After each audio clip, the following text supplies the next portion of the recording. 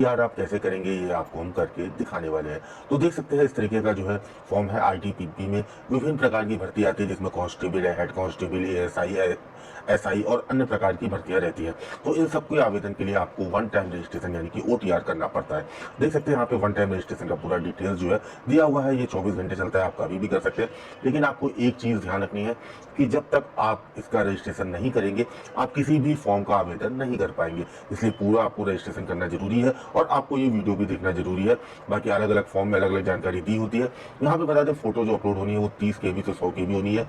Signature जो आपको upload होना है, जो डिजिटल अपलोड होना है, वो 15 KB से 30 KB तक होना है। तो चलिए दोस्तों, आपको बताते हैं रजिस्ट्रेशन कैसे करेंगे। जैसे आप रजिस्ट्रेशन का पेज खोलेंगे, सबसे पहले यहाँ पे आपको अपना नाम डालना होगा। मैं यहाँ पे अपना नाम डाल देता हूँ। नेक्स्ट फर्स्ट नेम ट्वेल्व डालना है तो फर्स्ट नेम डालता हूँ। मिडिल नेम अगर आपका कुछ है तो डालना है, नहीं है तो छोड़ दीजिए। नेक्स्ट आपको यहाँ पे अपनी ईमेल आईडी डालनी है, दोबारा ईमेल आईडी कंफर्म करनी है। एक पासवर्ड आपको जो है यहाँ पे बनाना है, जो पासवर्ड आपका जो है आगे तक चलेगा, इसलिए पासवर्ड अपना अच्छा बनाइएगा, कम से कम 8 कैरेक्टर का हो और थोड़ा हार्ड पासवर्ड बनाइएगा। नेक्स्ट यहाँ पे आपको डेट ऑफ बर्थ यानी कि अपनी जन्म तिथि लिखनी है। और जन्म तिथि जो है आपकी, बता दूं, जो जन्म तिथि है आपकी वो आपकी क्लास 10th यानी कि मैट्रिक की जो सर्टिफिकेट उसके अनुसार होनी चाहिए। एक आपको सिक्योरिटी क्वेश्चन लिखना है, जैसे कभी आप अपना पासवर्ड भूल जाए तो उसके सिक्योरिटी क्वेश्चन के तहत जो है आप जो है अपना जो है पासवर्ड को रिकवर कर सके। नेक्स्ट यहाँ पे जो कैप्चा इस कैप्चा को आपको डालना है।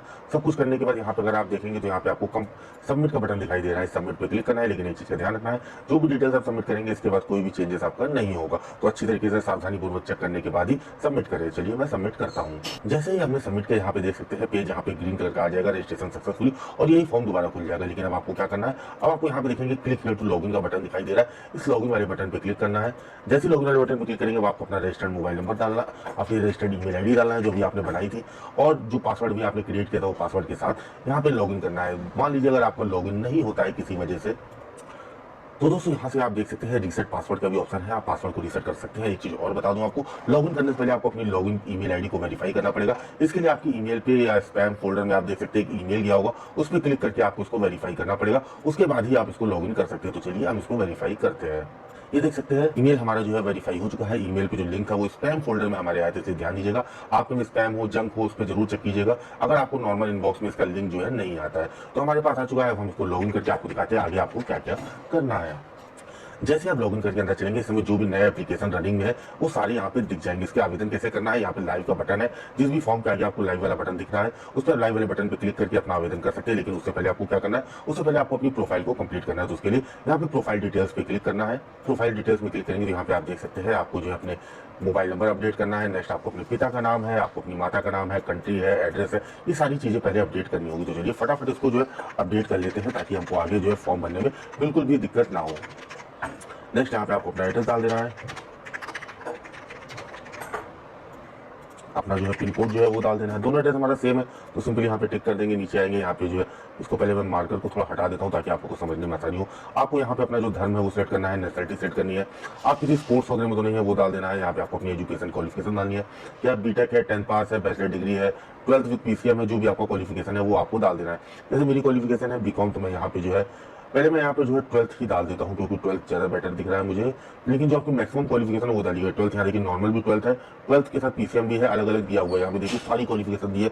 आपके पास ITI वगैरह भी है तो सारी दिया हुआ है। 10th with 3 year ITI, 10th के साथ जो है 10+2 पास, तो अलग अलग क्वालिफिकेशन है। इसको बहुत ही ध्यान से भरिएगा, गलती नहीं होनी चाहिए। जिस पोस्ट के लिए आप अप्लाई करें उसके अकॉर्डिंग अपनी क्वालिफिकेशन को भरिएगा और जो आपकी मैक्सिमम क्वालिफिकेशन हो वही जो है यहाँ पे डालिएगा ताकि OTR में आपका सारी डिटेल जो है बिल्कुल सही रहे। तो चलिए मैं इसको सबमिट करता हूँ।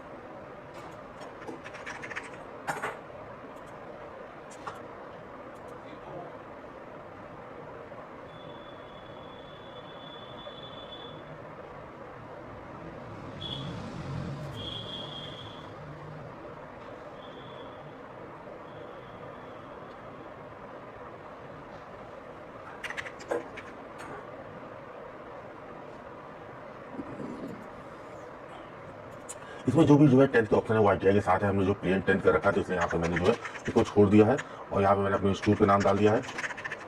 यहाँ पे अपना जो परसेंटेज है वो डाल दिया है। सब कुछ करने के बाद यहाँ पे अगर आपको और कुछ क्वालिफिकेशन है तो आप प्लस करके ऐड कर सकते हैं, कुछ डिलीट करना हो तो माइनस कर सकते हैं। आपको अपना जेंडर सेट करना है, मैरिटल स्टेटस डाल देना है, आपको अपनी कैटेगरी डाल देनी है, जनरल, OBC, EWS जो भी कैटेगरी है वो डाल देनी है। कोई आपका जो है एक्स सर्विसमैन हो या कुछ और हो तो यहाँ पे डालना है, नहीं तो आपको सिंपली उसको छोड़ देना है। यहाँ पे किसी अगर आपको किसी से अफेक्टेड है, जैसे कि जम्मू कश्मीर राइट्स है, 1984 राइट्स है, तो आपको टिक करना है, नहीं तो सिंपली छोड़ देना है। सब कुछ यहाँ पे नीचे आना है। और अगर आप यहाँ पे जो है कोई आप इंटर से अंडर गोइंग में है यानी कर रहे हैं, तो यहाँ पे आपको टिक करना है, नहीं तो सिंपली आपको सबमिट कर देना है। तो चलिए सबमिट करते हैं।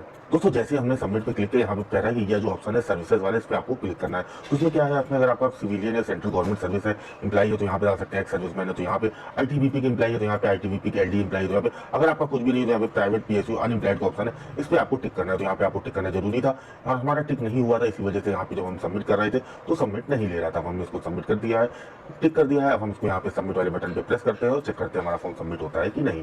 जैसे हम आगे बढ़े तो हमारा ओटीआर का जो प्रोफाइल अपडेट था ये कंप्लीट हो चुका है। इसके बाद हमने क्लिक किया अपलोड इमेज पे। बता दें यहाँ पे आपको इमेज अपलोड करनी है। इमेज जो है आपकी साइज है 30 KB से 100 KB के बीच होनी चाहिए। सिग्नेचर साइज 15 से 30 KB के बीच होना चाहिए। अगर आपको साइजिंग करने में दिक्कत आए तो आप हमारी वेबसाइट सरकारी रिजल्ट टूल्स का इस्तेमाल कर सकते हैं। यहाँ से आप जैसे ही अपनी इमेज को अपलोड करेंगे, आपका इमेज का जो साइज है, हाइट और विड्थ आ जाएगा। अगर उसकी साइज ज्यादा है तो आप उसको कम कर सकते हैं, कम है तो ज्यादा भी कर सकते हैं। साथ ही साथ इस वेबसाइट की मदद से आप इंग्लिश टाइपिंग टेस्ट की प्रैक्टिस कर सकते हैं, शादी का बायोडाटा बना सकते हैं, हिंदी टाइपिंग टेस्ट की प्रैक्टिस कर सकते हैं। अगर आपको अपनी फोटो पे नाम वगैरह लिखना है, नाम और डेट लिखना है तो लिख सकते हैं। रिज्यूम CV बना सकते हैं। अपनी किसी भी फॉर्म पे अपनी एज को कैलकुलेट कर सकते हैं, जिसमें दिन महीना साल के साथ आपकी एज कैलकुलेट होकर आएगी। वापस चलते हैं अपने एप्लीकेशन फॉर्म पर। तो दोस्तों आप देख सकते हैं हमारा जो प्रोफाइल भी कंप्लीट हो चुकी है, अपलोड इमेज भी कंप्लीट हो चुकी है। अब हम अपलोड डॉक्यूमेंट वाले में भी क्लिक करके देख लेते हैं क्या कुछ आ रहा है। फिलहाल तो दोस्तों यहाँ पे जो ब्लैंक आ रहा है, ये आई थिंक जो है जब आप किसी भी पोस्ट पे अप्लाई करेंगे उसके हिसाब से जो आएगा। सीधा हम यहाँ पे अप्लाई पे क्लिक करते हैं। जैसे हम अप्लाई करेंगे तो यहाँ पे आप देख सकते हैं जो भी आपकी एजुकेशन क्वालिफिकेशन है या फॉर्म के हिसाब से उसको यहाँ पे अगर आपको अपडेट की जरूरत है तो यहाँ पे लिख के आएगा अपडेट, जो भी करंट लाइव में चल रहा है। तो यहाँ पे देख सकते हैं आपको एजुकेशन क्वालिफिकेशन अपडेट का ऑप्शन आ रहा है। तो यहाँ से आपको आवेदन करना होगा। तो ओटीआर का प्रोसेस कंप्लीट हो चुका है। ओटीआर सभी लोग कर ले, क्योंकि आने वाले समय में आईटीबीपी में बहुत सी अलग अलग भर्ती आएगी। तो जैसी भर्ती आएगी आप जो आवेदन कर सकते हैं। तो ये ओटीआर का प्रोसेस आपको कैसा लगा, कुछ भी कंफ्यूजन है तो कमेंट कीजिएगा। फिर मिलेंगे दोस्तों एक नई वीडियो के साथ। इजाजत दीजिए, नमस्कार।